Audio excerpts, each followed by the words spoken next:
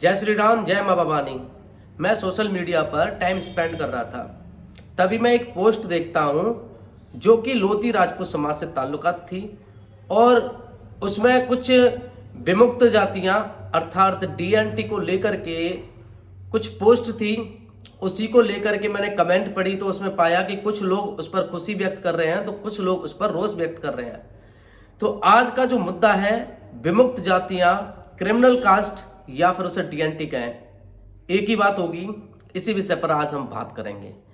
आखिरकार ये विमुक्त जातियां कौन हैं, कैसे इनको विमुक्त घोषित किया गया और ये पास्ट में किस तरीके से देखी जाती थी और वर्तमान में किस तरीके से देखी जाती हैं, और अगर लोधी राजपूत समाज को विमुक्त जातियों में शामिल कर लिया जाता है तो उसके क्या फायदा है, क्या नुकसान है, इस विषय पर हम बात करेंगे। समझने के लिए हमें सबसे पहले आज़ादी की लड़ाई की ओर जाना पड़ेगा। जब भारत में अंग्रेजी शासन था तो यहाँ पर बहुत सारी जातियों ने भारत को आज़ाद कराने के लिए बढ़ चढ़ करके हिस्सा लिया और उसमें ऐसी बहुत सारी जातियाँ थीं जिन्होंने अपनी ज़मीन, जायदाद, रियासतें, घर परिवार, यहाँ तक कि पूरे की पूरे उन्होंने वंश मिटा दिए। तो अंग्रेजों ने देखा कि भारत में कौन सी जातियां ज़्यादा उग्र हैं, उनको एक चिन्हित करके 1871 में क्रिमिनल घोषित कर दिया। इन्हीं को हम क्रिमिनल कास्ट कहते हैं। इस विषय पे मैं ऑलरेडी वीडियो बना चुका हूं, लेकिन मुद्दा दोबारा से उठा है तो इसे थोड़ा सा एक्सप्लेन करने की अब ज़रूरत पड़ी है। तो वीडियो को थोड़ा एंड तक देखिएगा, हो सकता है वीडियो थोड़ी लंबी हो। तो अंग्रेजों ने उन्हें क्रिमिनल घोषित कर दिया। उनके साथ में बर्ताव बड़ा ही बुरा होता था। उनके गांव के गांव जला दिए जाते थे। एक गांव से दूसरे गांव में जाने के लिए गांव का जो मुखिया होता था, अर्थात अंग्रेजों के द्वारा जो नियुक्त व्यक्ति होता था, अंग्रेज एक नियुक्त व्यक्ति करते थे, उससे परमिशन लेना अनिवार्य था अगर आपको एक गांव से दूसरे गांव में भी जाना है तो। ये क्रिमिनल कास्ट के साथ था। उनके माथे पर एक सिक्का गरम करके चिपकाया जाता था जिससे उनको आइडेंटिफाई कर सके कि ये क्रिमिनल कास्ट से ताल्लुकात है। और ऐसा लंबे समय तक चलता रहा और ऐसा करने का मात्र उद्देश्य यही था कि इन क्रिमिनल कास्ट, अर्थात ये जो क्रिमिनल कास्ट शब्द है ये अंग्रेजों का दिया हुआ है। अगर भारत के नज़र से हम देखें तो ये एक बड़ा ही गौरवपूर्ण विषय हो सकता है, क्योंकि क्रिमिनल का अर्थार्थ ये था कि ये जो जातियां हैं, ये जो लोग हैं जो क्रिमिनल घोषित किए गए हैं, ये अंग्रेजों के दुश्मन हैं केवल भारत को बचाने के लिए। अर्थात यहां पर गर्व वाली बात है, क्रिमिनल कास्ट को गलत नजरिए से नहीं देखना चाहिए था। खैर, भारत के लोगों की एक अलग मानसिकता होती है। तो उस समय अंग्रेजों के द्वारा जिन जातियों को क्रिमिनल घोषित कर दिया गया उनको बड़े ही अलग नजरिए से देखा जाने लगा, उनको क्रिमिनल ही समझा जाने लगा, जबकि वो क्रिमिनल थे नहीं। उनको छुआछूत के नजरिए से देखा जाने लगा। बहुत सारी जातियों को छुआछूत के नजरिए से भी देखते थे कि इनको नहीं छूना है, जबकि उन जातियों में राजपूत समाज भी था। अब इन जातियों के साथ में ये चरित्र चलता रहा। इनको जब भी कोई केस लग जाता तो इनकी ना तो सुनवाई होती ढंग से, ना ही इनका कोई वकील खड़ा हो सकता था। ये अंग्रेजों के बनाए गए नियम थे कि ऐसा क्रिमिनल कास्ट के साथ में किया ही जाना है। उनके साथ में उनकी जमीन जायदाद सबको कब्जा कर लिया जाता। ये क्रिमिनल कास्ट का इतिहास है। अब आते हैं थोड़ा सा आगे। भारत आज़ाद हो गया। भारत आज़ाद हो गया, पूरे भारत में खुशियां मनाई जाने लगी, लेकिन 193 जातियां ऐसी थी जो अभी भी आज़ाद नहीं हुई थीं। अर्थात पूरा देश आज़ाद हो गया, लेकिन 193 जातियां अभी भी क्रिमिनल कास्ट के ठप्पे को लगाए घूम रही थीं। तो आज़ाद भारत के 5 साल कुछ महीनों के बाद में 31 अगस्त को उन जातियों को मुक्त किया गया। इसलिए उन जातियों को विमुक्त बोला जाता है। ये जातियां क्रिमिनल कास्ट के ठप्पे से बाहर आई तो उनको विमुक्त करार दिया गया कि अब विमुक्त हैं। तो अब आपकी समझ में आ गया होगा क्रिमिनल कास्ट कौन है और उनको विमुक्त क्यों बोला गया, ये अच्छी तरीके से समझ में आ गया।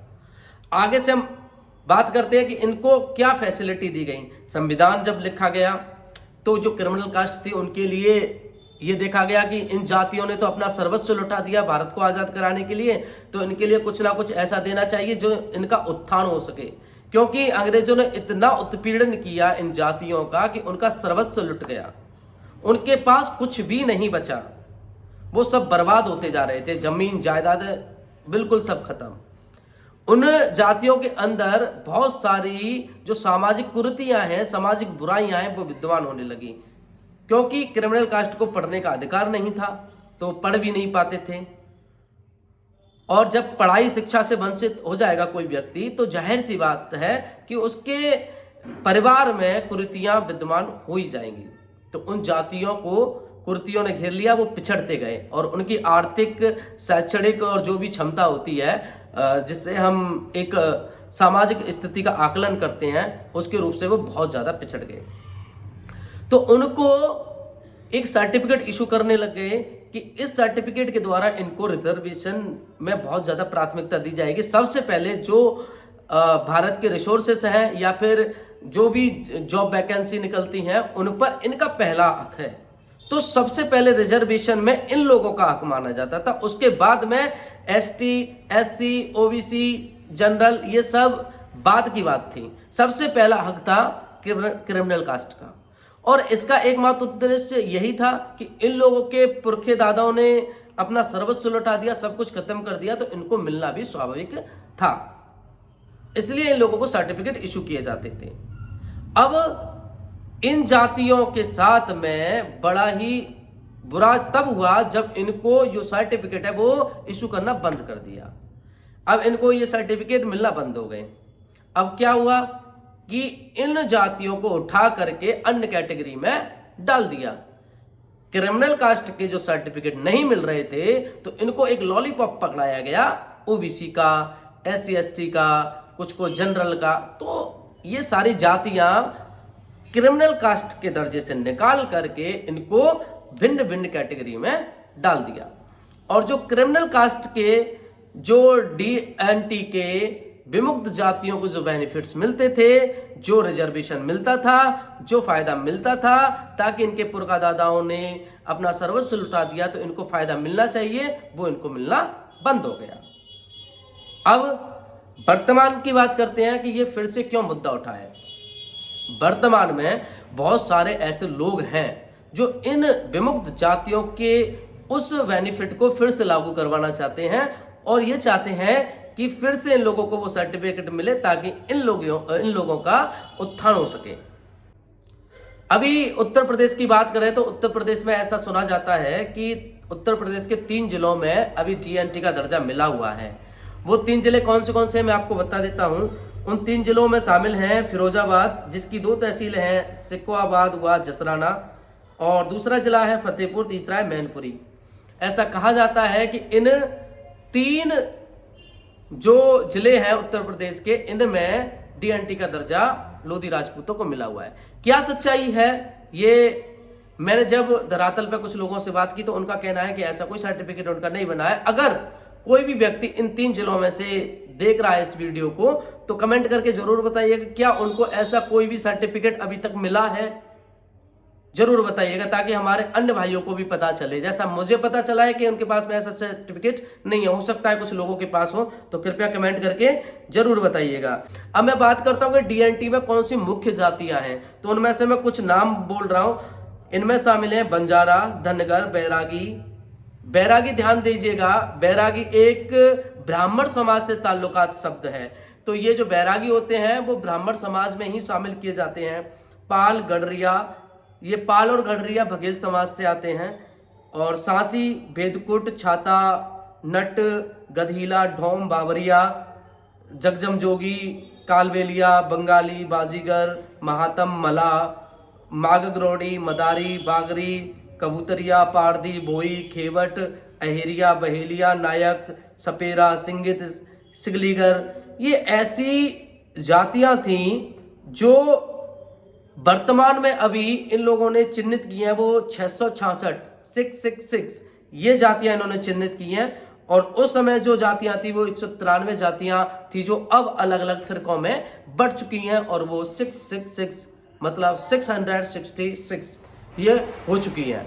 ऐसे इनको चिन्हित किया गया है। अब बात करते हैं कि ये जो जातियां हैं इनका वर्तमान में स्टेटस क्या है। वर्तमान में स्टेटस इसमें से कुछ एससी में है, कुछ एसटी में है, कुछ ओबीसी में है और कुछ जनरल में है। तो मित्रों अब मैं बात करता हूं लोधी राजपूत समाज की। लोधी राजपूत समाज को अगर इस डीएनटी में शामिल कर लिया जाए, विमुक्त का दर्जा मिल जाए, तो क्या फायदा है और क्या नुकसान है, इस विषय में हम बात करेंगे। सबसे पहले हम बात कर लेते हैं इसके फायदे की। तो सबसे पहले बात करते हैं फायदे की। तो फायदे में सबसे पहले तो हमें यह सोचना होगा कि जो अभी रिजर्वेशन मिल रहा है ओबीसी का, क्या वह है लोधी राजपूत समाज के लिए पर्याप्त है, क्या वह उत्थान के लिए बिल्कुल सटीक है, क्या उससे हमें कोई फायदा मिल सकता है या मिल रहा है। तो मुझे लगता है कि अपने नजरिए से अगर मैं देखूं तो वो एकमात्र लॉलीपॉप है जो हम लोधी राजपूतों को पकड़ा दिया गया कि बेटा इसे खा लो, पी लो, मजे लो और खेलो, और अपने जो डीएनटी का जो तुम्हें बेनिफिट्स मिल रहे थे उनको भूल जाओ। सबसे पहला तो मुझे ऐसा प्रतीत होता है। आप लोगों को क्या होता है आप बताइएगा। लेकिन अगर हम डीएनटी में शामिल होते हैं तो जो एससी एसटी को जो आरक्षण मिलता है, जो सबसे ज्यादा माना जाता है, उससे भी ज्यादा हम लोगों को आरक्षण मिलेगा। जो क्रिमिनल कास्ट है अर्थात तो लोधी राजपूतों को ये सबसे ज्यादा हमें बेनिफिट मिलेगा। सबसे ज्यादा जॉब हम लोगों की होंगी, सबसे ज्यादा सांसद विधायकों की जो रिजर्वेशन के लिए सीट मिलती है वो हम लोगों को दी जाएंगी। तो इसमें ये तो सबसे बड़ा बेनिफिट है कि हमारे उत्थान के लिए ये बहुत कारगर हो सकता है। Reservation is not the last point. आप लोगों को सबसे फर्स्ट पढ़ना होगा, लिखना होगा, तब आप रिजर्वेशन लायक होंगे। अगर आप शिक्षित नहीं है और लायक नहीं है तो कोई भी रिजर्वेशन आपका उत्थान नहीं कर सकता है। तो सबसे पहले आपको अपने परिवार को शिक्षित बनाना होगा। अब बात करते हैं इसके नुकसान की। क्या नुकसान है? देखो, जो जातियां मैंने अभी बताई थी क्रिमिनल कास्ट में, अगर उनका सामाजिक स्टेटस देखा जाए तो बहुत ज्यादा पिछड़ी हुई है, जबकि लोधी राजपूत समाज का उन जातियों के बराबर का जो स्टेटस है ना वो बहुत ऊपर है। मतलब अगर हम कहें तो लोधी राजपूत जो जाति है वो इन जातियों की अपेक्षा बहुत ज्यादा ठीक स्थिति में मानी जाएगी, क्योंकि इन लोगों की अगर वास्तविक आप जमीनी स्तर पर जाकर देखोगे तो इनकी हालत बहुत दयनीय है, बहुत ज्यादा पिछड़े हुए हैं। जबकि ऐसा नहीं है कि लोधी राजपूत समाज संपूर्ण रूप से पिछड़ा हुआ है। लोधी राजपूत समाज में अभी भी वर्तमान में अगर देखा जाए तो बहुत बड़ी बड़ी जमींदारियां अभी भी हैं। लोधी राजपूत समाज में कुछ क्षेत्रों में अभी भी पिछड़ापन है जहां पर इन लोगों को डीएनटी का दर्जा दिया जाना चाहिए। तो मैं यहां पर यह कहना चाहूंगा ये जातियां हैं और लोधी राजपूत समाज इनके इक्वल नहीं बैठता, तो इन लोगों के समकक्ष से लोधी राजपूत समाज को खड़ा नहीं किया जाना चाहिए। इससे अब बात करते हैं हम सामाजिक जो सम्मान है। इन जातियों के साथ में छुआछूत का जो परंपरा चली आ रही है भारत में कुछ समय से अंग्रेजों के द्वारा दी गई, वो अभी भी विद्यमान है। जबकि लोधी राजपूत समाज के साथ में कोई ऐसी छुआछूत वाली बात नहीं है, उनको सम्मान दिया जाता है। हालांकि मैं छुआछूत को सपोर्ट नहीं करूंगा, मैं इसका धुर विरोधी हूं कि छुआछूत जैसी कोई चीज होनी भी चाहिए। अगर लोधी राजपूतों को इस कैटेगरी में डाल दिया जाता है तो कहीं ना कहीं ये बात निकल कर आएगी सामने कि ये जाति भी उन जातियों के समतुल्य है और ये भी छुआछूत के समान है, जबकि ऐसा बिल्कुल नहीं है। लोधी राजपूतों की बात करें हम तो लोधी राजपूतों में एक से एक बड़े योद्धा हुए, एक से एक बड़ी जमींदारियां हुई हैं, उनके वंशज आज भी विद्यमान हैं, उनके वंशज आज भी हैं, बड़ी बड़ी जमींदारियां भी हैं। तो यहाँ पर अगर हम ये कहें कि लोधी राजपूत इनके साथ में इस कैटेगरी में रहें तो ये बिल्कुल अनुचित होगा। अब इसका सॉल्यूशन क्या है? हमको बहुत सारे युवा हैं वो ये सोचते हैं कि हमको इसका सपोर्ट करना चाहिए या विरोध करना चाहिए। तो दोस्तों मैं आपको एक बात क्लियर कर दूं, जहां पर हमारा लोधी राजपूत समाज वास्तविक रूप से पिछड़ा है और बहुत ज्यादा वहां पर वो पीछे रह गए हैं, वहां पर डीएनटी में जरूर शामिल किया जाना चाहिए। अन्यथा की स्थिति में जैसे हम अपने यहाँ की बात करें तो हम लोधी राजपूत वास्तविक रूप से जनरल कैटेगरी में आने लायक हैं और हम लोगों को जनरल में शामिल किया जाना चाहिए। तो आप लोगों को उन जगह के लिए आवाज उठानी चाहिए जहां पर लोधी राजपूत पिछड़ चुका है, दबा हुआ है, उत्पीड़ित है। उस जगह पर लोधी राजपूतों को डीएनटी का दर्जा मिलना चाहिए जिससे लोधी राजपूत समाज उत्थान कर सके। और अगर आप सक्षम हैं तो आप अपना आरक्षण छोड़िए और आरक्षण का जो फायदा है अन्य व्यक्ति तक पहुंच पाए जो इसके लायक है, ये कोशिश कीजिए। उम्मीद करता हूं कि ये जो विमुक्त जातियों का जो विश्लेषण है वो आपको एकदम सटीक तरीके से समझ में आ गया होगा। अगर आपको फिर भी कोई संदेह है तो आप मुझे इंस्टाग्राम पर मैसेज कर सकते हैं, व्हाट्सएप कर सकते हैं, कमेंट कर सकते हैं। आपको आपके संदेह, आपके शक जरूर दूर किए जाएंगे। जल्द मिलते हैं नई वीडियो में। जय श्री राम, जय मां भवानी।